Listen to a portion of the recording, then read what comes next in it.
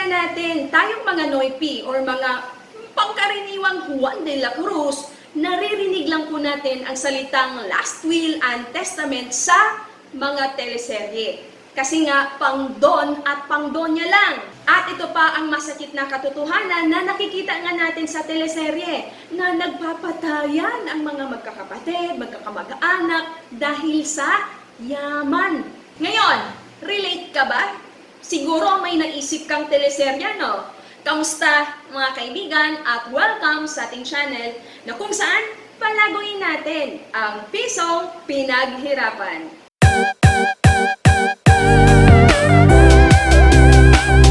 Ano nga ba ang ibig sabihin nitong last will and testament? Sino ba dapat ang gumawa nito? Kailan ba dapat ito gagawin? Sino ba dapat ang maghahanda nito? Anong kinalaman nitong last will and testament sa pag-i-invest? Disclaimer lang po, sasagutin natin yung mga katanungan na yon based sa aking pagre-research. Kaya pag-uusapan natin yan dito sa video na ito, now na!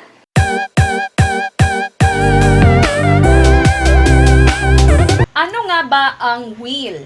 Ang pinaka-basic na interpretation nitong will, ito po ay isang legal na dokumento na kung saan ang isang tao inilahad niya kung paano at kanino niya gustong ipamana ang kanyang yaman. Ibig sabihin, mga possessions, mga assets niya, pag wala na siya sa mundong ito. Ang tawag sa taong nag-create or gumawa or mag-iiwan ng mana ay testator. At dapat ang will ay written in a language or dialect that is known to him. Ang tawag naman doon sa mga taong who are said to be recipients of the wealth are called heirs or sa Tagalog, tagapagmana. And the person named in the will who is assigned to implement the provisions is called the executor. Dito sa Pilipinas, wills should be written. Nakasulat dapat at hindi ino-honor yung mga naka-record or naka-audio or video. Any person 18 years old and above with a sound mind na sa tamang pag-iisip ay pwedeng gumawa or sumulat ng will without the aid of a lawyer. May dalawang klase ng will. Una, itong tinatawag na notarial will. This requires at least 3 credible witnesses and acknowledged by a notary public that it was made by the testator and many other legal requirements. At ang pangalawa ay itong tinatawag namang holographic will. This is a will that's entirely handwritten, sulat kamay lang, dated and signed by the testator or noong tagapagmana. Ito pong holographic will is simpler. Ibig sabihin, mas simple siya and with less legal formalities and requirements. So, paano nga ba ito dapat isulat or gagawin? Katulad na lamang nitong holographic will. I-identify mo ang iyong sarili sa will.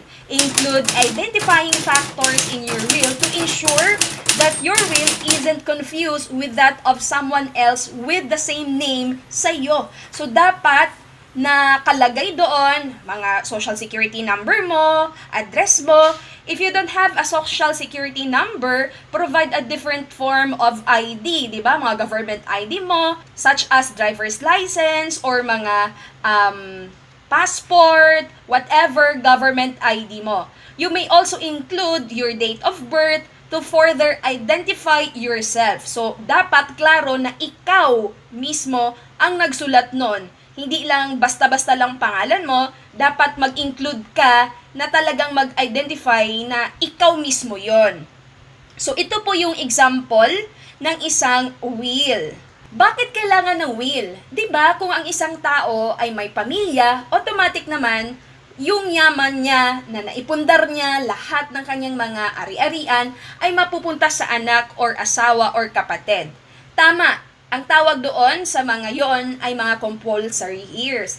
Compulsory heirs are legitimate children or descendants, legitimate parents or ascendants, surviving spouse, and illegitimate children. 'Di ba? Kasi yung mga anak sa labas talaga ay kasama pa rin sa maaaring pagmanahan noong isang taong nawala.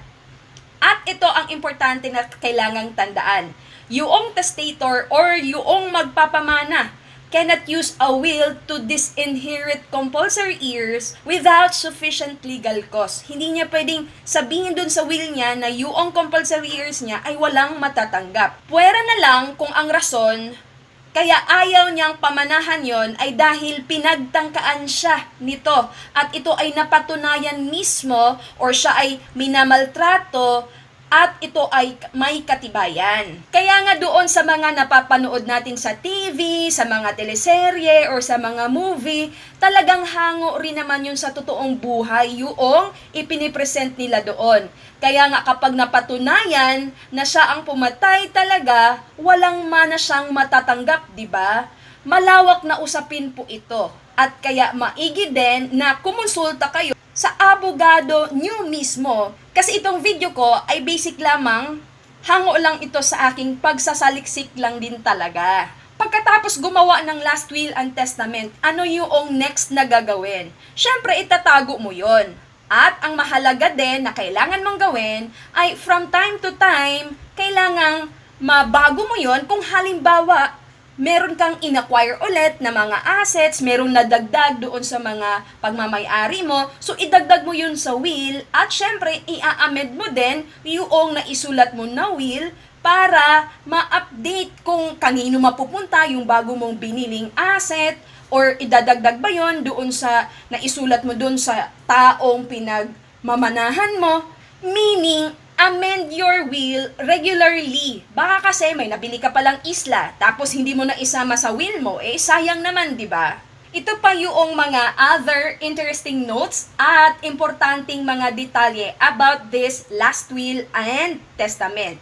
Alam niyo po ba dito sa Pilipinas, at the testator can put in his will that his surviving spouse cannot marry again. Pwede niya yung sabihin sa kanyang will na hindi pwedeng mag-asawa yung naiwang wife or surviving spouse. At ang testator cannot require an heir to commit an illegal act in order to receive his inheritance.